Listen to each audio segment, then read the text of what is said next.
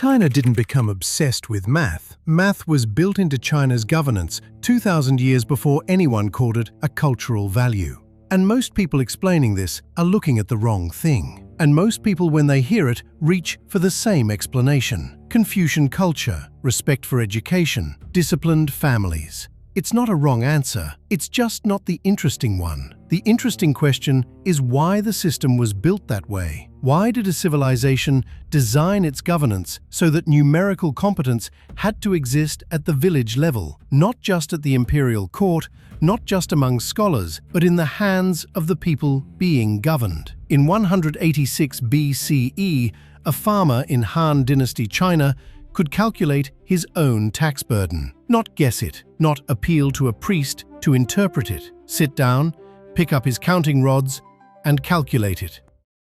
Start here.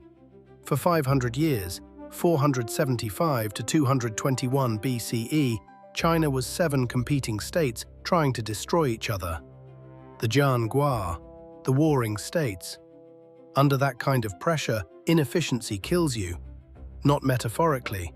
Your state ceases to exist.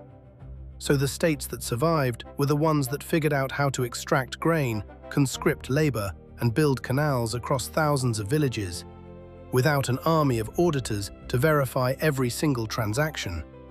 You needed the population to run part of the calculation themselves. The Jiao Suàn Shu, the 9 chapters on the mathematical art, is what that pressure produced. 246 problems, field measurement, grain distribution, tax calculation, labor conscription quotas. Every chapter is a different administrative function. There's no proof-based reasoning in it, no axioms, no geometric elegance. Around the same period, Euclid was building exactly that in Alexandria, circa 300 BCE. The elements, logical architecture of real beauty, constructed from first principles. 2 texts, built for entirely different worlds. It wasn't written for mathematicians. It was written for the people who needed to become local administrators. And in Han Dynasty China, around 100 BCE, that selection process had a specific requirement. You needed to demonstrate you could handle real operational problems. Philosophy didn't get you the position on its own, and increasingly, neither could your father's name. Show that you can calculate a land dispute. Show that you can apportion a grain levy across 40 households. Show that you can work out a labor conscription quota without error. The position went to whoever could run the procedure. The evidence is in the tomb. Zhangjiashan, a Han Dynasty burial site excavated in Hubei. The man buried there was a low-ranking local official. Beside him, legal texts, mathematical texts. The Suàn Shu itself. This is what a working administrator carried. Now, this was not yet the Keju, the Tang Dynasty examination system that later made this logic fully formal, fully open, fully systematized, that came 6 centuries later. In the Han, recommendation and birth still opened doors. The system wasn't clean, but the logic was already running. The idea that numerical competence was a condition of administrative legitimacy, not a preference, a condition, was already embedded in how the empire selected the people who connected the center to the villages. The Keju didn't invent this logic, it formalized it, scaled it, made it the sole criterion. Mathematical distribution wasn't a byproduct of that operating system. It was one of the things the operating system was for. When Western civilization optimized for mathematical specialists, it got extraordinary peaks. Euclid, Archimedes, eventually Newton. Singular minds, extraordinary peaks.